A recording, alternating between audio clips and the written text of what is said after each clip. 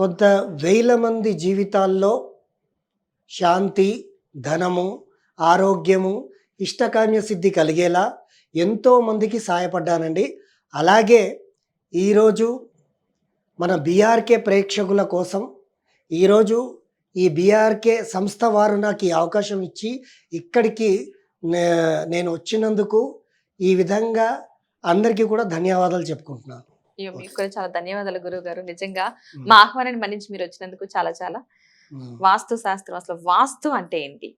వాస్తు అనేది ముఖ్యంగా మనకు ఆరోగ్యము కావాలి, ధనము కావాలి, ఐశ్వర్యం అనే స్వభావం మనకు పలకాలి, ఎప్పుడు కూడా శాంతియుక్తంగా జీవితాన్ని వెళ్ళబోసుకోవాలి అని అనుకుంటే వాస్తుశాస్త్రం కావాలి.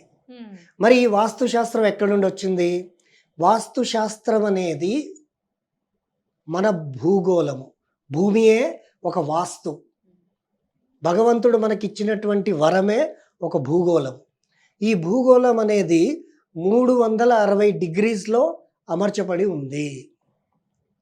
ఇదే భూమి పైన మనం ఎక్కడైనా ఒక గృహం కట్టుకోవాలన్నా, ఒక భవనం కట్టుకోవాలనుకున్నా, మనం నివసించడానికి ఒక నగరం కట్టుకోవాలన్నా, అది ఏది కట్టుకోవాలన్నా కూడా అది 360 డిగ్రీస్లో తనకు తానే అంటే తనకు తానే ఆ 360 డిగ్రీస్లో ఆ ఎన్వైరన్మెంట్లోకి వచ్చేస్తుంది.